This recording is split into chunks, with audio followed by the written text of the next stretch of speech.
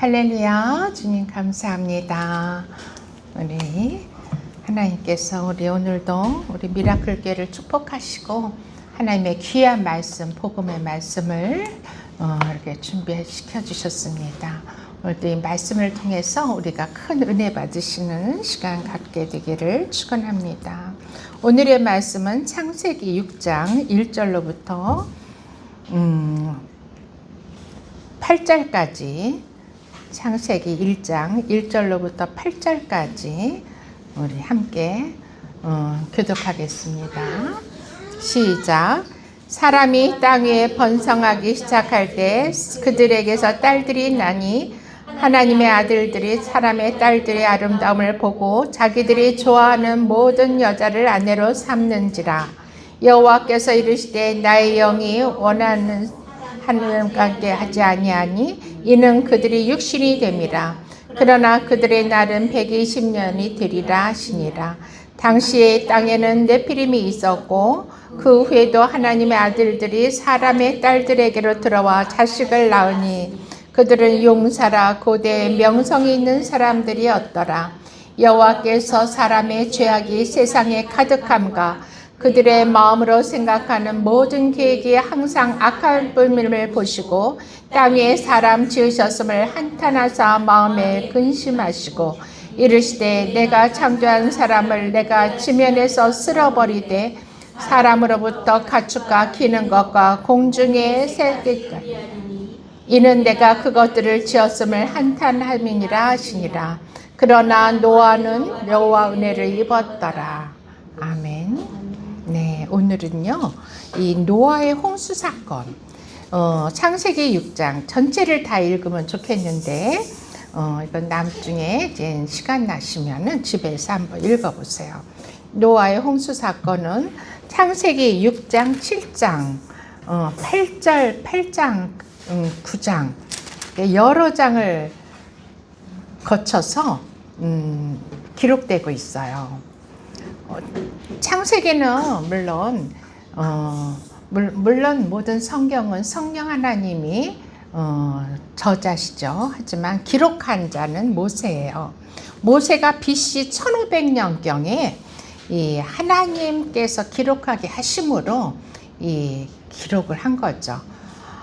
그러니까 모세가 기록한 그때 이 일이 시작된 게 아니라 그 이전에 BC 1500년 그 훨씬 이전에 이 노아의 홍수 사건, 이건 뭐 어린이들 동화책, 뭐 성경책에도 많이 나오기 때문에 여러분도 잘 아실 거예요. 이것이 기록되어 있어요. 그래서 여러 종교, 인간들이 만들어 놓은 여러 종교, 뭐 바벨론에 있는 뭐 무슨 종교라든가 여러 종교에도 이 홍수 사건에 대한 기록들이 다 남아 있어요. 왜냐하면 그것이 이제 구전되어서 자기네들도 갖다가 쓴 거죠. 이렇게 하나님은 이 노아의 홍수 사건을 통해서 우리에게 뭔가를 보여주기를 원하시는 거예요. 성경은 그냥 의미 없이 기록되어 있는 게 아니에요. 그러면은 한번 우리가 이 노아의 홍수 사건이 과연 어떤 것을 말하고 있는지 한번 이렇게 무대를 한번 이렇게 상상해 보세요. 지금 하나님께서 하나님의 아들들이 사람의 딸들과 이렇게 결합돼 가지고 그 영이 영원히 그 영이 더럽혀졌어요. 하나님의 아들과 사람의 딸은 이것은 여러 가지 신학적인 학설이 있지만 제가 생각하기에는 아담과 하와 이후로 카인과 아벨이 있었죠. 카인이 아벨을 죽이고 카인도 하나님께서 살려주셨어요. 그래서 그 자손이 계속 뻗어나가서 그 자손들이 어마어마하게 번창을 했어요. 그것이 대표적으로 바벨론 탑을 쌓았던 바벨론 족속들이 되고 가나안 족속이 된 그쪽 하나님의 뜻을 어기고 하나님을 거역하고 하나님보다 높아지려고 하나님처럼 되려고 하는 그 루시퍼의 세력이라고나 할까요? 그런 족속이 됐고, 그 다음에 하나님께서 아벨이 죽은 뒤에 하나님이 그 아담과 하와를 위로하기 위해서 셋이라는 아들을 주셨어요. 그 셋의 족보는 그 셋은 하나님을 경외하는 아벨과 같은 그런 하나님의 아들들이 됐어요. 그래서 그 셋의 족보를 통해서 에녹도 나오고, 에녹의 증손자쯤 해서 노아가 나오는 거예요. 그리고 그 노아의 후손들을 통해서 많은 그 아브라함의 그 12지파, 그 뒤에 12지파가 나오고, 다윗이 나오고, 다윗의 자손에서 예수 그리스도께서 나오시고, 예수 그리스도께서 하나님의 많은 자녀들을 품으시고 당신의 형제 자매로 삼으신 거죠. 이렇게 이 땅에는 하나님의 계보, 하나님의 자녀의 계보와 사단의 자녀의 계보가 나뉘어져 있어요.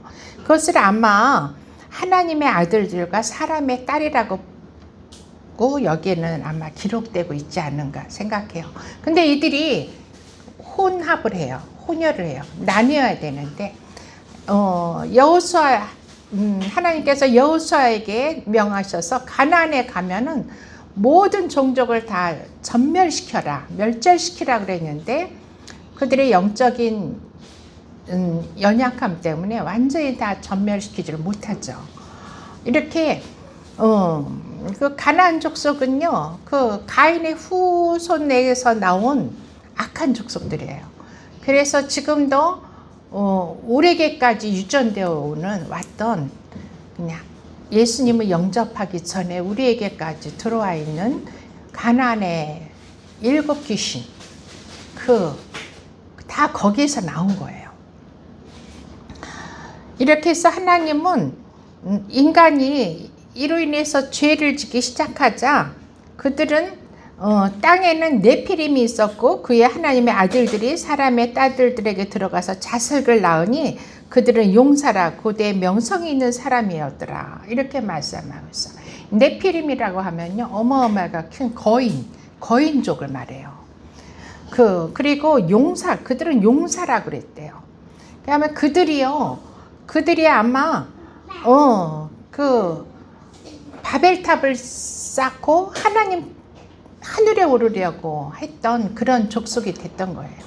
그러니까 이 용사들은, 고대의 명성이 있던 그 용사들은요, 자기의 힘으로, 하나님을 의지하는 힘으로 살아가는 게 아니라 자기의 힘과 능력을 의지하면서 자기의 지적인 그 지식을 의지하면서 하나님을 대적했던 세력들이에요.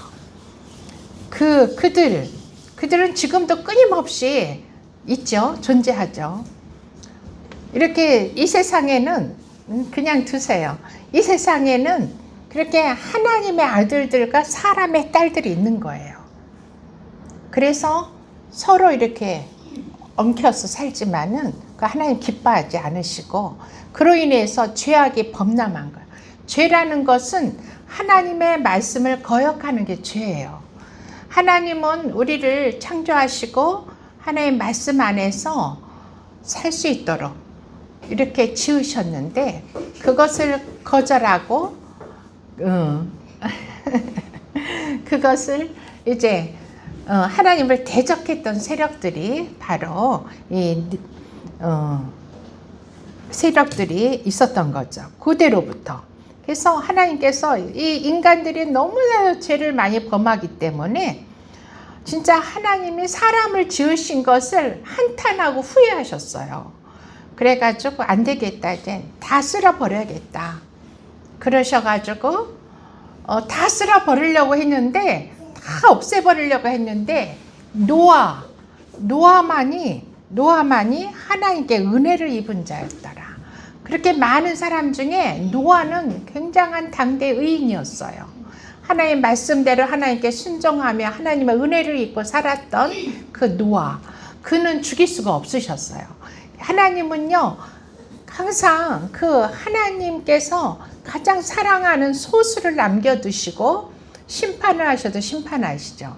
이 지금 노아의 홍수의 무대를 한번 상상해 보세요. 지금 다 이제 이 세상을 물로 하나님께서 심판하시려고 첫 번째 심판을 하시는 거예요.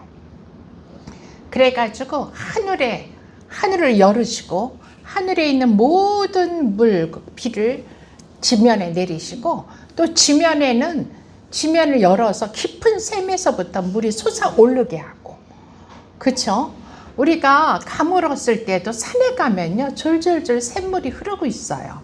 이 땅 속에는 하늘보다 더 많은 물들이 있다고 해요, 과학자들이 하기에는. 그래서 하늘과 땅이 다 열리면서 이 지구상에 물이 넘쳐 흘렀어요.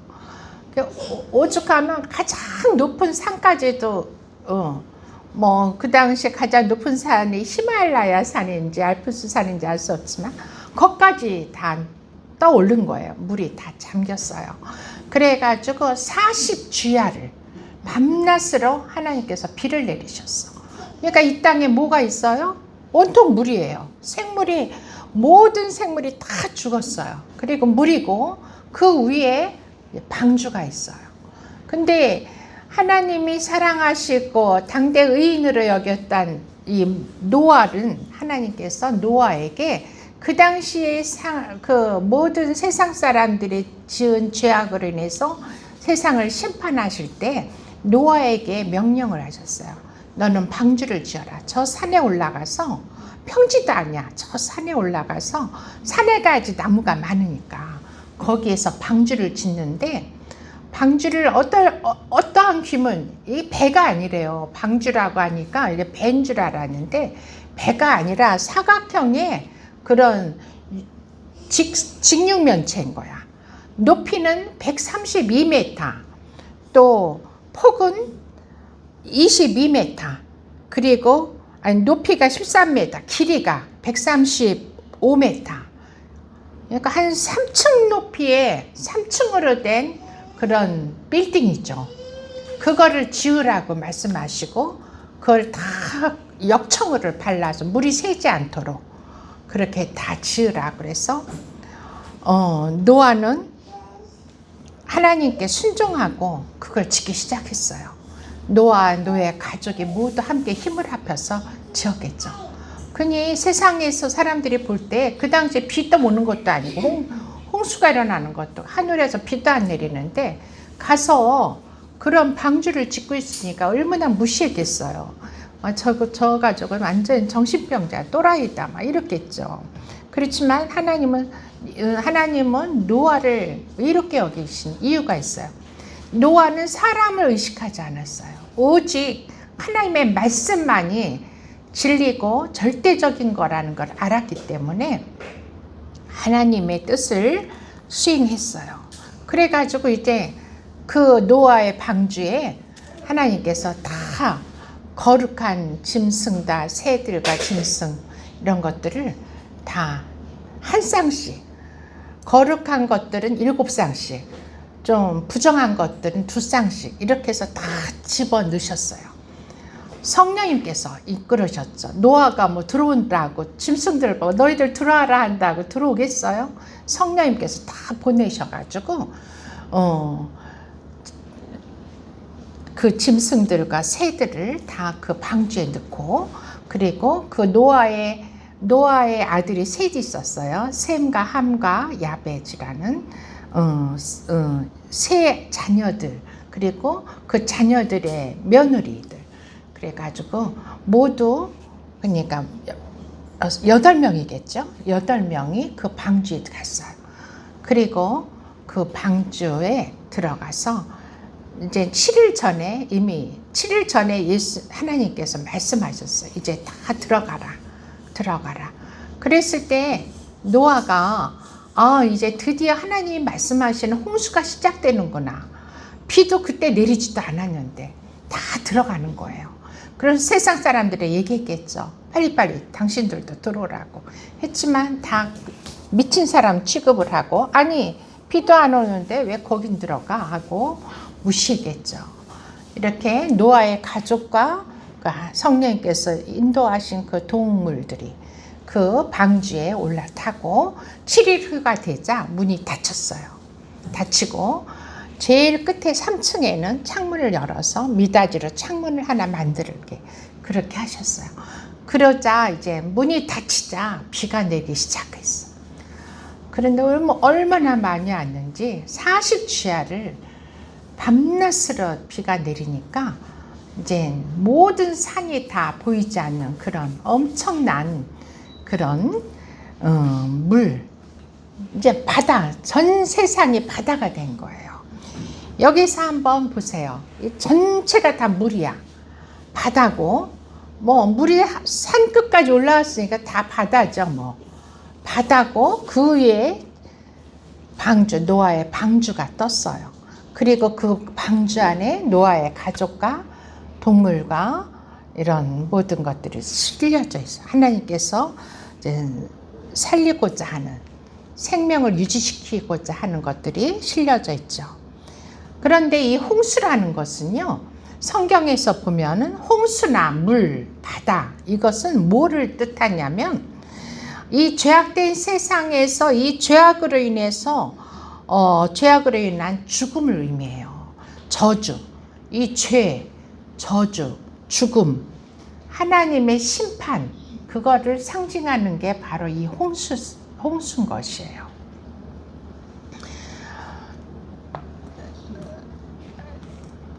이사야서 57장 20절에 보면은 아기는 평온함을 얻지 못하고 그 물이 진흙과 더러운 것을 늘 솟구쳐내는 요동하는 바다와 같으니라, 이렇게 말하고 있어요. 이 세상이 인간들의 인한 죄악으로 인해서 진흙과 더러운 것을 솟구쳐내는 요동치는 바다와 같다고 이사야서 57장 20절에 말씀하고 있어요. 이 말씀을 읽다 보니까 저희 딸 현진이가 예전에 대학교 1학년을 마치고 2학년 방학 때 들어왔는데 너무 힘들어하는 거야. 아니, 영어도 열심히 공부하고 갔는데 도대체 교수님들의 말씀이 50%도 안 들린다는 거예요. 그러니까 과제물을 내주는데 그 과제가 정확히 뭐를 의미하는 건지도 알 수 없고 일일이 친구들한테 물어보자니 너무 쪽팔리고 힘든 거야. 그래가지고 이제 1학년을 마치고 방학 때 여름에 들어왔는데 엄마, 나 1년만 좀 휴학하면 안 될까? 그러는 거예요. 근데 이 녀석이 이제 그렇게 열심히 미국에 가기 위해서 열심히 막 죽을 둥 살 둥 미술 공부를 해가지고 자기 원하는 대학에 합격해서 갔는데 그렇게 하니까 저도 너무 마음이 아픈 거야. 그래서 어떡하나 하고 이제 그때 사무엘 엔사 사도님을 초청했잖아요, 우리가. 그리고 이제 그날 금요일 날 우리 현진이와 또 세례를 받지 못한 우리 성도님들 중에 성도님들과 또 현진이의 친구들과 함께 저 대천 앞바다가에서 낮에 물세례를 주님께 사무엘 엔사 사도님이 허락하셔서 세례를 낮에 받았어요. 그리고 이제 저녁에 와서 예배를 드리는데 기도를 하는데 이제 우리 현진이를 여기에 눕혀놓고 세워놓고 기도를 했는데 이제 쓰러져서 임재에 들어간 거야. 그런데 다들 기억하실 거예요. 다들 기도하는데 우리 현진이가 너무너무 대성통곡을 하며 우는 거예요, 기도하면서. 그래가지고 저는 너무 막 가슴이 쩔렁한 거야. 아니, 이 녀석이 1년 동안에 뉴욕에 있더니, 뉴욕은 참 세상의 끝판왕이 뉴욕이잖아요. 뉴욕에서 무슨 일을 당했나, 무슨 일이 있었나, 나에게 그 당시에는 핸드폰도 없던 시절이기 때문에 국제전화 요금도 얼마나 비싸. 그래가지고 뭐 전화해도 뭐 5분을 할 수가 없어요. 너무 요금이 비싸니까 잠깐 하고 끊고 한 일 때라. 그러니까 전 가보지도 못하고, 걔가 유학할 때도 너무 억척스럽게 막 이민 가방 2개를 자기가 끌고 배낭 메고 밀대로 또 기내용 가방을 끌고 그러고 혼자 미국으로 유학 갔거든요. 데려다 주지도 않아서 참 모진 엄마인 것 같아, 지금 생각해 보면은. 그러고서 혼자 미국에 가서 공부했는데 얘가 무슨 일을 당했나 너무 걱정이 돼서 저는 기도하다가 그냥 일어나서 앉아서 막 하나님께 막 이제 기도하고, 기도도 안 돼서 그냥 앉아 있었을 때였어요. 그리고 다 기도를 하고 나더니 엔사사도님이 가끔 여기 앉으셔서 이렇게 현지가 기도하는 것을 보시면서 지금 예수님하고 토크 하고 있으니까 깨우지 말라, 그냥 놔두라고. 그러니까 한 30분 이상을 아마 기도하고 있었던 것 같아. 그러더니 이제 일어나더니 오는 거예요. 그러니까 와서 아니 도대체 왜 그렇게 울었냐고 내가 이제 그러니까 말하는 것이, 하나님께서 이 지구에서 인간들이 저지르는 죄악을 보여주시는데 딱 이 말씀인 거야. 저는 오늘 지금 처음 알았네요. 이 말씀을 보면서 지구가 온통 막 진흙 같은 시커먼 막 그 진흙 흙탕물이 막 튀어오르더래요. 막 온 지구 전체가 막 그게 흘러 막 튀어오르는데 솟아오르는 거죠. 그래서 하나님 이게 뭐예요 하고 주님께 여쭤보니까 바로 이것이 내가 지은, 인간들이 지은 죄악들이다 이러시더라는 거야.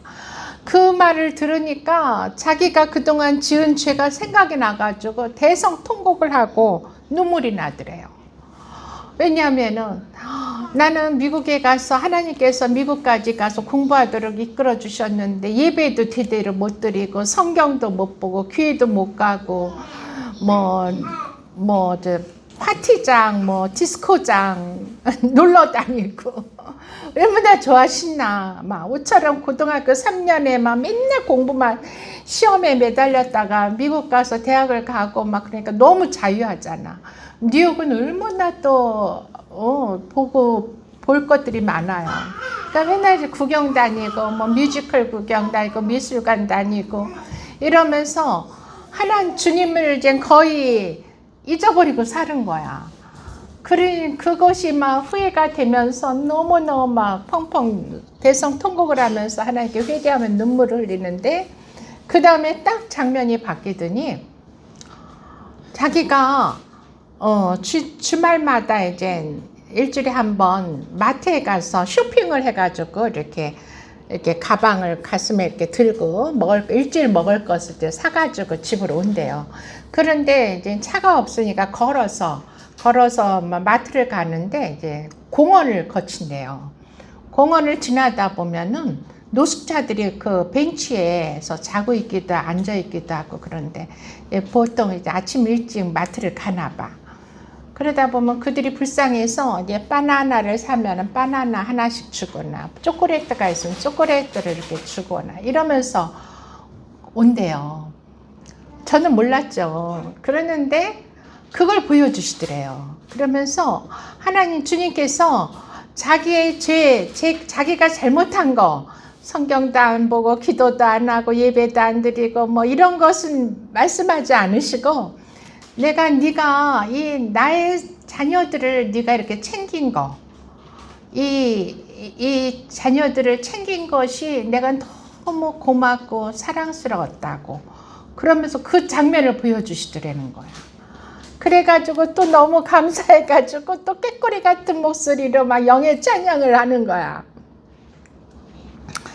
그렇듯이 우리가 이사야서 57장 20절에 있는 이 진흙과 더러운 것을 늘 솟구쳐내는 요동하는 바다 같다는 것. 이 악인들, 이 죄인들, 악인이라는 건 죄를 지은 죄인들을 말하죠. 이 죄가 범람하는 이 세상, 이 죄는 이 바다를 의미하는 거예요.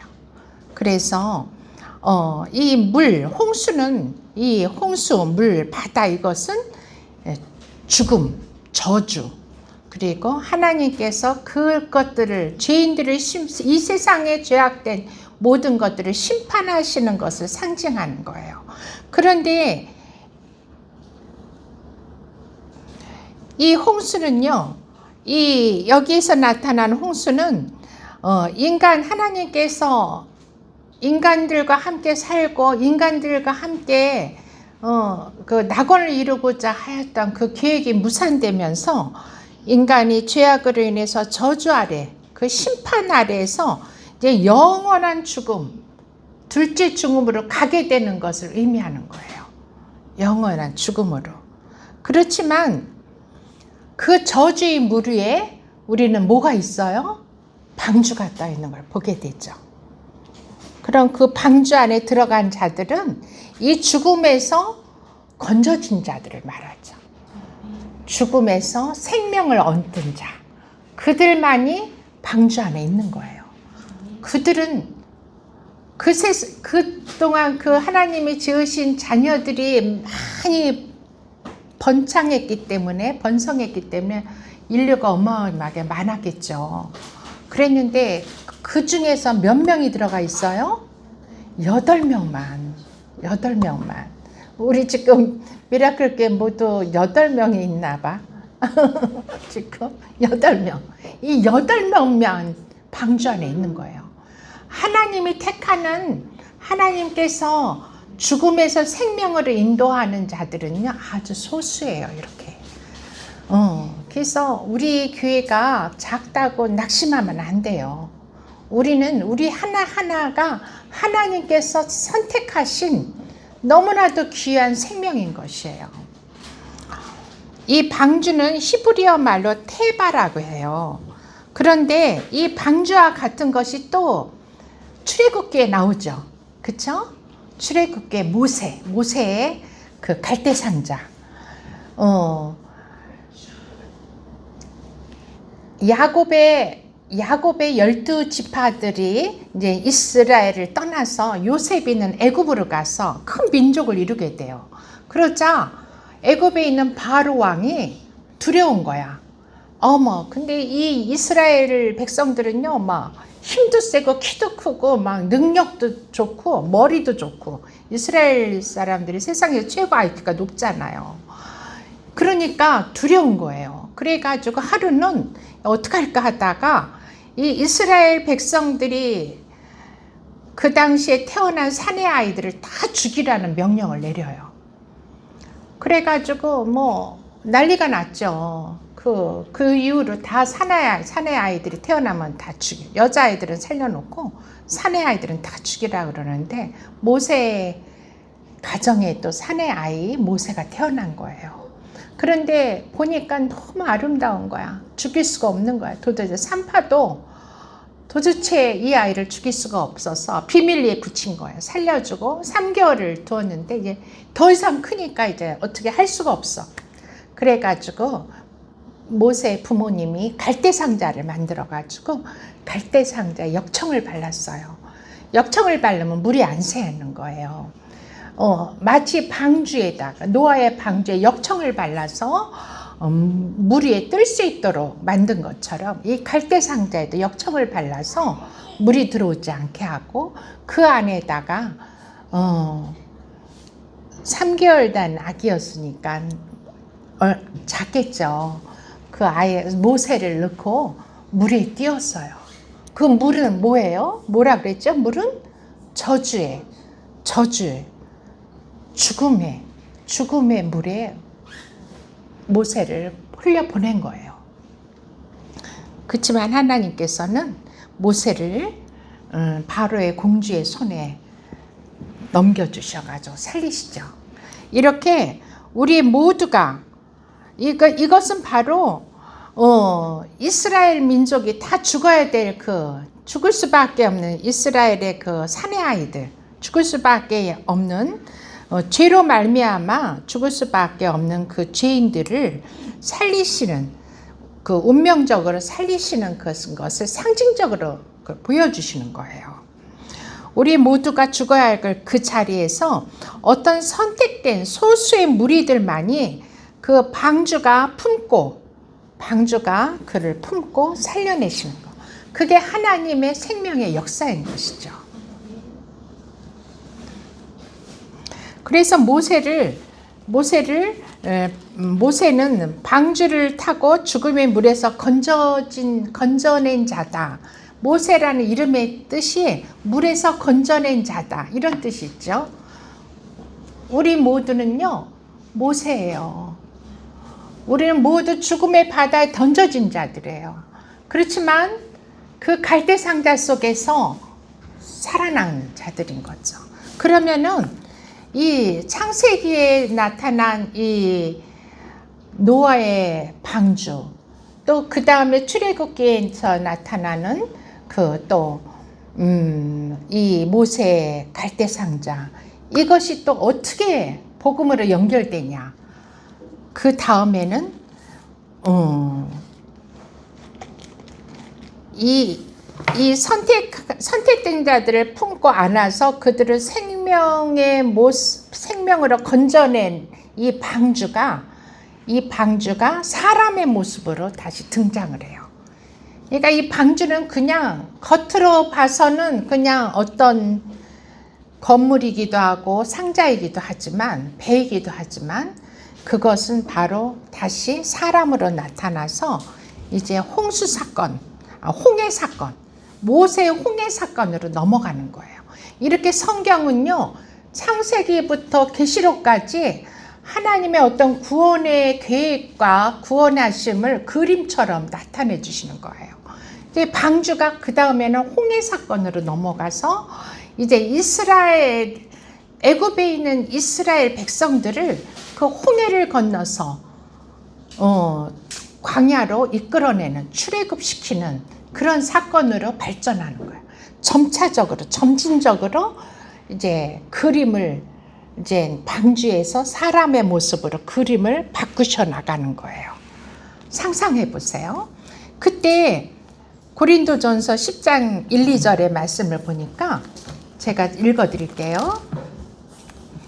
형제들아, 나는 너희가 알지 못하기를 원하지 아니하노니 우리 조상들이 다 구름 아래에 있고 바다 가운데 지나며 모세에게 속하여 다 구름과 바다에서 세례를 받고,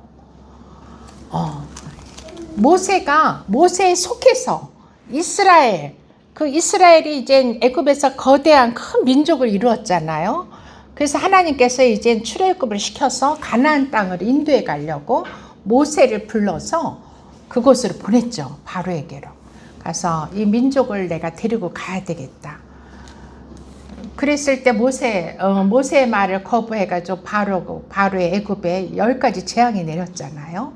그래서 결국은 바로가 손들고 가라, 더 떠나가라, 데리고 다 가라 명령을 했어요. 그래가지고 이제 모세가 그 민족을 데리고, 그것을 고린도전서 10장에는 그 이스라엘 족속들이 방주에 탄 게 아니라 모세가 속해서 모세가 이끌고 그 홍해를 건너는 거예요. 홍해는 뭐예요? 바다죠. 바다는 죽음이고 저주예요. 그런데 하나님께서 그 바닷길을 열으시고 땅을 만드시고 그들을 건너서 이 가나안 땅으로 인도해 내세요. 그렇지만 하나님의 택함 받지 못한 그 애굽 백성들은 어떻게 돼요? 애굽 군대는 그곳으로 따라왔다가 바닷물에서 몰살당해요. 지금도 그 깊은 곳에 그 마차와 이런 것들이 발견되고 있어요. 그리고 그 바로의 그 군병들, 거대한 군병들이 그들을, 이스라엘 백성들을 따라오다가 물속에 수장됨으로 말미암아 그 뒤에 얼마 있다가 그 애굽이 멸망당해요. 아수르에 의해서. 이런 어마어마한 일들이. 그러니까 그 바다는 죽음을 상징하는 거죠.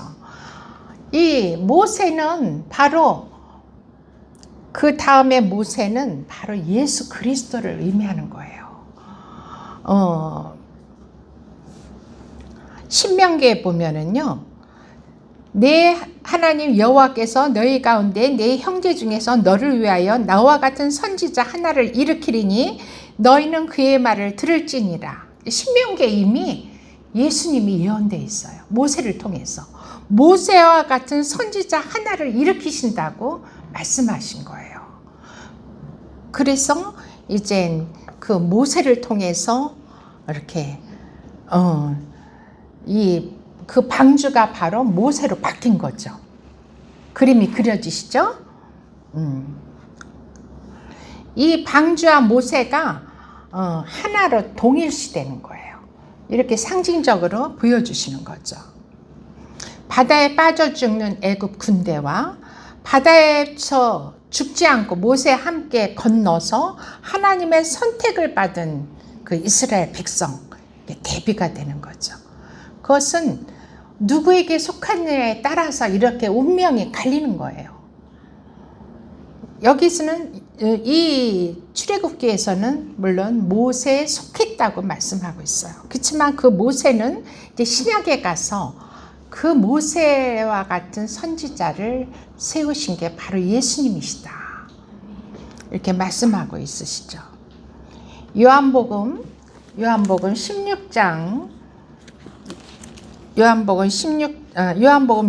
14절에는 이렇게 말하고 있어요. 이 사람들이 예수께서 행하신 이 표적을 보고 말하되 이는 참으로 세상에 오실 그 선지자더라 하시더라. 요한복음 6장 14절에 그 선지자라 하더라. 이게 바로 모세에게 말씀하셨던 그 선지자가 바로 예수님이신 거예요. 아멘. 그래서 우리는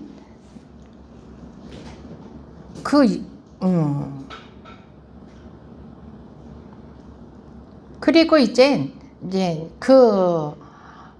이 출애굽 사건을 뒤를 이어서 이제 신약으로 넘어가요. 이 홍해 사건 뒤를 넘어가서 신약으로 넘어가면 마가복음 6장을 한번 가서 보시겠습니다. 마태, 마가, 요한복음에는요, 이 세 가지 사건이 다 동시에 나타나는데 무슨 일이냐면 마가복음 6장 45절로부터 보세요. 마가복음 6장 45절로부터 신약성경 63쪽이에요. 45절로부터 보면은 이 바다 위를 걸어오시는 예수님, 유명한 사건이죠. 예수님께서 그 6장에 보면요, 이 바다 위로 걸어오시는 예수님 바로 앞에는 오병이어의 사건이 있어요. 오병이어는 뭐예요? 이 광야에서 예수님의 말씀을 들으러 모였던, 그러니까 이 갈릴리 바다 건너편인데, 이 갈릴리 바다를 기준으로 해서 동쪽은 광야고 서쪽은 평지고 거기는 이제 가나안이라고 말할 수가 있어요. 그런데 이 광야에 나가 있는 그 광야에서 하나님의 말씀, 예수님의 말씀을 들으러 큰 무리들이 모였는데 이들에게 먹을 것이 없어요. 광야는요, 먹을 게 있지 않겠죠. 이 광야, 갈릴리 바다를 건너면 광야, 동쪽은 광야고 서쪽은 이제 사람들이 사는 대지고 평야니까 먹을 게 많지만 이 건너는 없어요. 여기서 줄 게 아무것도 없는데 그때 예수님께서 어떤 소년이 오병이어를 가지고 있는 그 도시락을 주님께 드리자 거기에 축사하시면서 어마어마하게 많은 5,000명이 먹고도 남는 양의 양식을 나눠주게 되죠. 그래서 다 거기서 굶어 죽지 않고 살아남게 되죠. 이것은 또 무엇을 연상하냐면은 이 모세가 애굽에서 이스라엘 백성들을 홍해를 건너서 출애굽을 시킨 후에 광야로 나왔죠. 그 광야에 나왔을 때 광야에 먹을 게 있어요? 아무것도 없잖아요. 평야가 있는 것도 아니고 농사진 것도 아니고 뭐 가축도 가지고 나왔지만 뭐 잡아먹다 보니까 더 이상 이제 먹을 게 없어요. 그러니까 이제 백성들이 이스라엘 백성들이 막 모세를 원망해요. 먹을 것을 달라고. 그러자 하나님께서 하늘에서 뭐를 주셨죠? 만나를 내려주셨죠. 그리고 또 반석을 깨서 생수를 주셨어요. 만나와 생수를 주셔서 그 이스라엘 백성이 굶지 않고 살 수 있도록 또 메추라기 떼를 보내서 고기도 제공해 주셨어요. 이래서 하나님이 살리시는 것. 그것이 이 그림이 바로 이 오병이어의 사건인 거예요. 그러자 이 예수님이 광야에서 먹을 것이 없는 그곳에서 엄청난 먹을 것을 오병이어 떡과 물고기를 마음껏 먹여주신 거잖아. 그러고도 남는 광주리가 수십 광주리가 남았다고 그러는데, 그러자 이제 이 무리들이요, 이제 이분만 따라다니면 이제 먹을 게 생기는구나. 이제 내가 일을 안 해도 그냥 먹고 살 수 있구나. 그러면서 막 우르르 예수님을 따라오는 거예요. 그래서 어떻게 했어? 예수님이 산으로 도망치셨어요. 그 무리를 피해서 산으로 도망가고 제자들에게는 어서 저 갈릴리 바다 건너서 넘어가라, 그렇게 먼저 보내셨죠. 주님은 왜 그러셨을까요? 왜? 그러자 많은 무리들이 예수님을 떠났다고 그랬어요. 예수님은 우리에게 먹을 것을 주시려고 육신적으로 우리를 잘 살게 하고 이곳에서 부귀 영화를 누리게 하시려고 오신 분이 절대 아니라는 것을 말하고 계신 거예요. 예수님은 자신의 피와 살을 주셔서 우리를 그 죄악의 바다에서부터 건지셔서 영원한 생명, 영생을 주시기 위해서 오신 거라는 것을 깨닫게 하시려고 이 구약에 있는 만나 사건을 대신해서 표적을 보여주신 건데, 이 무리들은 그걸 깨닫지 못하는 거예요. 바로 예수님 자신이 우리의 생명이고 먹을 거라는 거예요. 아멘. 그래서 우리는 예수를 우리가 먹고 마시지 아니하면 영원한 죽음의 바다에 들어갈 수밖에 없는 거예요. 제자들은요, 이제 예수님이 먼저 너희들은 배를 타고 건너가라 그랬는데, 그들이 배에 갔을 때, 바다를 갔을 때 어땠어요? 이 마가복음 45절로부터 쭉 읽어보면요, 풍랑이 일어요.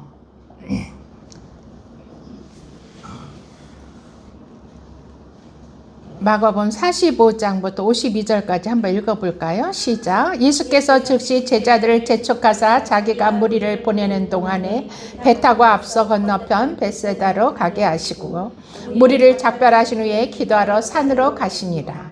저물매 배는 바다 가운데 있고 예수께서는 홀로 무태에 계시다가 바람이 거스름으로 제자들이 힘겹게 노젓는 것을 보시고 밤 사경쯤에 바다 위로 걸어서 그들에게 오사 지나가려고 하심에 제자들이 그가 바다 위로 걸어오심을 보고 유령인가 하여 소리 지르니 그들이 다 예수를 보고 놀람이라. 이에 예수께서 곧 그들에게 말씀하셔 이르시되 안심하라, 내니 두려워하지 말라 하시고 배에 올라 그들에게 가시니 바람이 그치는지라. 제자들이 마음에 심히 놀라니 이는 그들이 그 떡과 깨던 일을 깨달지 못하고 도리어 그 마음이 둔하여졌음이더라. 네, 이 마지막 52절의 말씀이 이 오병이어의 기적, 바로 그 제자들이 바다를 건너 배를 타고 넘어가기 직전에 그 광야에서 5,000명이 넘는 장정만 5,000명이야. 그러니까 수많은, 아마 거의 10,000명 정도 되는 그 사람들을 다 먹이셨는데 그 사실을 잃어버린 거야. 그 사실이 뭔지를, 영적인 의미를 깨닫지 못한 거예요. 제자들도. 그러자 바다에서 풍랑을 만나니까 막 두려워서 죽을까봐 두려워 벌벌 떨고 있는데, 예수님께서 산에서 이렇게 제대하다 보니까 풍랑이 일고 배가 막 위태로우니까 그 바다 위를 걸어서 그 제자들을 구하기 위해서 걸어서 오시는 거예요. 그러자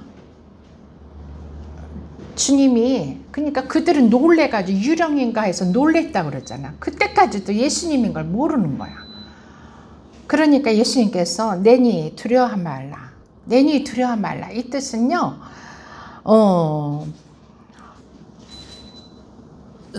창세기 출애굽기에서 모세가 이제 30세가 됐을 때 모세가 이제 애굽에서 살인을 저지르려고 미디안 광야로 도망을 쳤잖아요. 그러니까 거기서 양을 치고 산에 가서 양을 치고 있을 때 떨기나무 속에서 이제 하나님을 만나게 돼요. 하나님께서 당신 누구냐고 모세가 물으니까 I am who I am. 나는 스스로 있는 자다. 이렇게 말씀하세요. 이 말씀이 바로 여기에서 나는 I am who I am. 그것이 에고 에이미, 원어로는 에고 에이미라고 그래요. 에고 에이미. 하나님이 나다, 나다, 두려워하지 말라, 이렇게 말씀하신. 예수님은 바로 하나님이신 거예요. 그것을 알려주신 거예요. I am who I am. 나다. 내가 바로 하나님이다. 두려워하지 말라. 왜냐하면 제자들도 유령인가 해서 무서워 두려워했기 때문에. 이렇게 예수님은 이 바다, 이 심판의 바다, 저주의 바다를 밟으시고 이 걸으셨다는 것은 그 저주를 밟고 가신 거예요.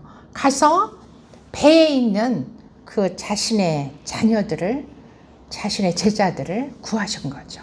그러자 곧 요한복음에도 또 이 말씀이 똑같이 있어요. 요한복음에는 어떻게 말씀하고 있냐면은 제가 읽어드릴게요. 요한복음에도 이 말씀이 그대로 있는데, 요한복음에는 이렇게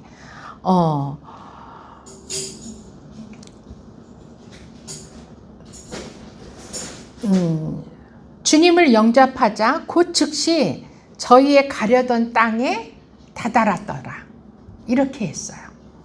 그러니까 배에 주님이 올라오시니까 풍랑도 그쳤지만 배가 금방 그들이 가려고 하는 목적지에 도달했대요.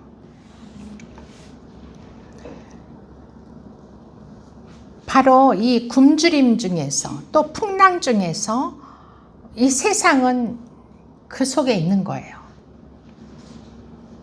그렇지만 자기 힘으로, 이 세상의 힘으로는 이걸 이길 수가 없어요. 오직 예수 그리스도를 영접하는 자, 예수 그리스도 영접한다는 것은 예수 그리스도가 하나님이심을 믿고 그분에게 속하여 그분을 의지하는 자들, 그들만이 그들이 가려고 하는 약속의 땅, 희망의 땅, 또 안식의 땅, 저 천국으로 우리가 다다를 수 있다는 것을 그림으로 보여주시는 거예요. 아멘. 그리고 그것이 바로 우리가 살 길이라는 거죠. 죽음의 바다에서 우리가 살 길은 이제 방주에서, 모세에서 예수 그리스도께로 넘어가는 거예요. 이렇게 하나님은 창세기로부터 신약성경에, 구약에서부터 신약성경에 이르기까지 그 예수 그리스도만이 오직 우리를 구원하실 구세주라는 것을 나타내주고 계시는 것입니다. 그래서 이제 결국은 이 저주의 바다, 우리가 인간들이 지은 죄악으로 인해서 저주받고 죽음이 있고 죄가 있는 그 바다가 이제 요한계시록 22장에 가서, 요한계시록 22장으로 가보겠습니다. 성경 제일 마지막이죠.